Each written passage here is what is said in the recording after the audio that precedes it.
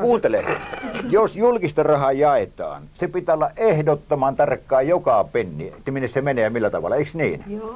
Periaatteessa pitää olla näin. Niin. Joo. Näin se on Jos ei niin ole, niin me tehdään vääryyttä koko ajan. Muuten poistetaan sitten rahaa taas, kun sä olet siellä. Jos se on automaattinen, kaikille sama. Minä otan mieluummin vaikka vähemmän kuin muut. Mutta periaatteessa jokainen tietää, tavallinen ihminen voi lukea, että aha, näin tämä homma on ja ymmärtää sen. Mutta mä edelleenkin palaisin idioottina siihen, että kuka jakaa sitten tämmöistä harkinnanvaraista rahaa, vaikka sitä olisikin vähän. Ketkä jakavat sellaisen? Jos sitä ei pystytä jakamaan, niin jokainen tietää, miten se on jaettu ja millä tavalla. Mutta onko ne asiantuntijoita, tuottajia tai mitä? Tämä ohjelma ei nyt riitä kuule siihen. Ei, mutta on meillä vielä aikaa, ei tässä mitään hätää. Ei, tässä on vielä monta kohtaa. Kohta 5. Tuotantokustannusten hillitseminen. Se on nimittäin tupla suuria. Joo, no se on viisasta. Se on hyvin viisasta. Ja se saadaan vaan sillä tavalla kaivettua tämä homma, kun joku on tehnyt elokuvan, ja sitten ruvetaan katselemaan, että jaha, mitä tämä on maksanut. Tuossa on 10 000 markkaa. Kas, minä olen pystynyt tekemään samaisen 3 000 markilla, että mistä tämä 7 000 on siihen tullut. Ne joutuu sen selittämään. Jos ei pysty, pitää olla professionellia tuottajia, niin kuin Amerikassa. Sehän on tämä henkilö, joka tässä istuu tässä ohjelmassa. Mutta jokaisella yrityksellä pitää olla tuottaja, joka tietää... Kuuntele, puhut nyt erittäin järkeä. Sen takia, että kyllä, säätiö tulee nimeämään jokaiseen tuotantoon tarkkailijan mukaan, joka päivä tutkii. Sunhan on pakko olla siellä itse kaikissa näissä tuotannossa, mikäli olet ainoa koko maailmassa. Minun ei tarvitse olla. Minä pystyn kouluttamaan henkilöitä, jos sulle annetaan rahaa. Niin säätiö panee sulle tuottajan mukaan tarkemmin, mitä sä oot sillä kännissä pari päivää ja makailet vai, anteeksi, aika vähän kännissä, niin sinä, mutta ne muut, jotka tykkää alkoholista. Kyllä niin. Tykkäävät. Tämä kaveri katsoo siellä, että mitä tänään on tehty ja paljonko ne on maksanut. Mutta et sä niin nopeasti niitä kouluta. Näin hetkessä. No kyllä siihen voi 2-3 tuntia ehkä mennä. Kyllä siihen voi pari... Ne on koko ajan seurantakoulutuksessa. Kuule, se on erittäin helppoa. Onko? On. Seuraava se on kohta. Tämä oli viisasta. Joo. Oliko viisasta? Kaikki on viisasta tästä sen. Onko tähän saakka hyväksytty kaikki ohjelmat? Joo, on suurin piirtein. Suurin piirtein, mikä oli se piirtein ja mikä oli suurin? En saanut vastausta määrättyihin kysymyksiin. Kohta 6. Selkeät ja täysin aukottomat rahanjako-ohjeet. Hyvä. Mainiota. Siis selkeät ja täysin aukottomat. Pennikin on väärin, niin se on väärin. Se menee sitten omasta taskusta. Jees. Aivan oikein, se menee omasta taskusta. Niin. Aivan. Kyllä. Ja tyhjätaskuna. Niin. 7. 80% ottaa velkaa. Elokuvat, teattereiden toiminnan turvaaminen. Ja se turvataan vaan saamalla sinne katselijoita. Toinen homma on tämä, minkä aikanaan keksittiin, tämä kunnan kinot. Se on mitään hirveän hyvä systeemi se, kun valtio aluksi rahoittaa elokuvan tekijät. Sen jälkeen ne elokuvat pannaan kunnan kinoihin, missä ei kukaan käy. Kunta maksaa ne elokuvateatterit. Ei tarvita yhtään katsojaa. Hyvä. Joo, no näitä systeemiä on kyllä vähän parempia kuin Suomessa on ollut myöskin. Sen mä vaan mainitsin. Sitten vielä. Elokuvateatterin toiminnan turvaaminen. Siellä on monta pointtia, ei tule katkoa koskaan. Ei. Televisioyhtiöiden rahoitus- ja jakeluvastuun televisioyhtiöiden rahoitus- ja jakeluvastuun korostaminen. Tämä on vähän, No se merkitsee selvällä suomenkielellä, että televisioyhtiöt sais maksaa enemmän näistä tuotteista, joita ne ostaa, koska ne on yleensä ryöstänyt kotimaista elokuvaa. Aivan. Varmaan myöskin Spedeä ryöstänyt, mutta nythän ryöstää heitä nykyään kuulemma. Joo. Niin.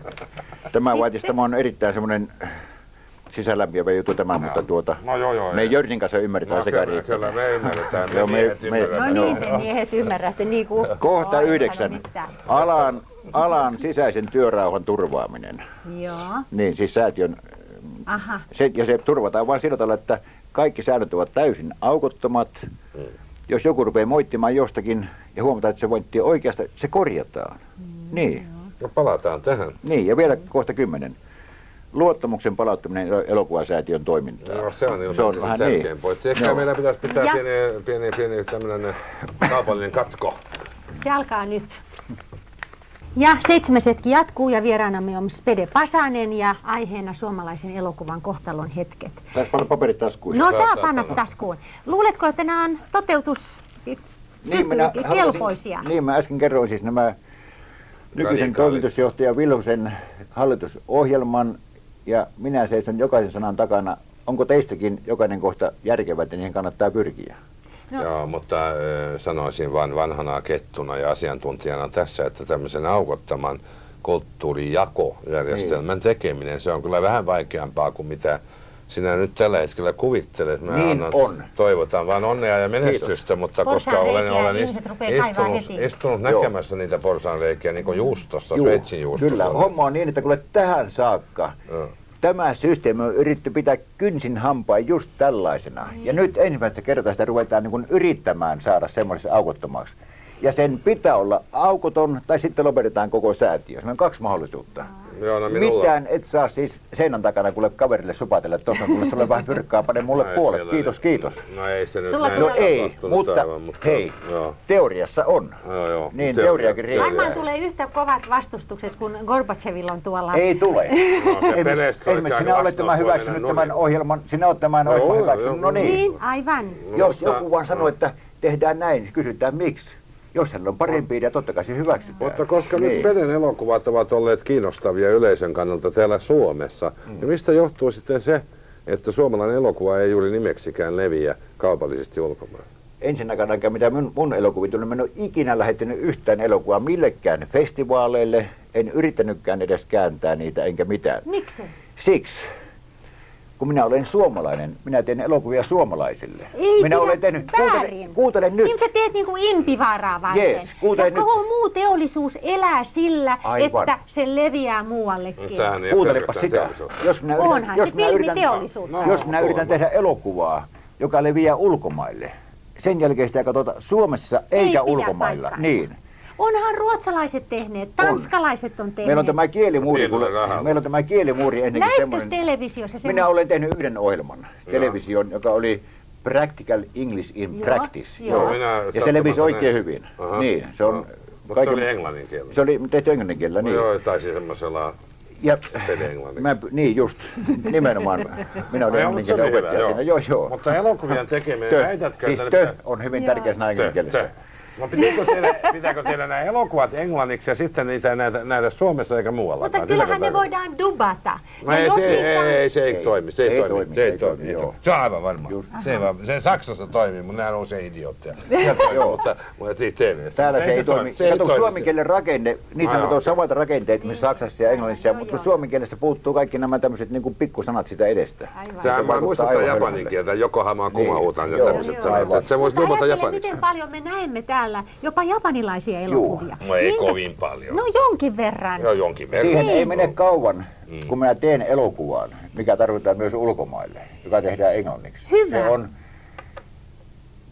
Se on musical 7 veljeksestä. No se on aika. Toivottavasti eivät kuolaa siinä niin hirveästi. Kuule, siinä ei kuole tippaakaan. Se on hauska elokuva, missä myöskin Aleksis Kivi... Nenäliinoja voi minä kyllä sitten niinku lahjoittaa, että niistävät nenänsä ennen esitystä. Missä esiintyy myöskin itse Aleksis Kivi. Hyvä.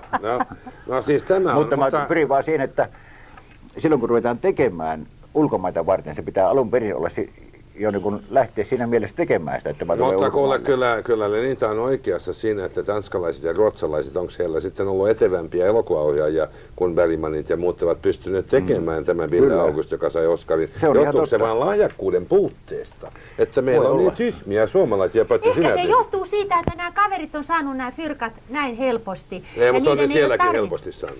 Se oli vaan. Onko näin? Joo, no aika helposti on sielläkin rahat saatu. Mulla on kokemuksia 2 maasta, Ruotsista ja Suomesta. Kyllä helposti on saatu. Minä sanon vaan, että kysymyksessä on, lähtökohta on se. Kysymyksessä on Suomen elokuvasäätiö.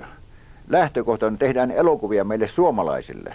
Se on niin kuin oltava lähtökohta. Ei tämä ole mikään yleismaailmallinen elokuvasäätiö. Että, siis Suomen elokuvasäätiö, lähdetään liikkeelle siitä, että tehdään Suomen elokuvia, mitä ihmiset viittis katsoa.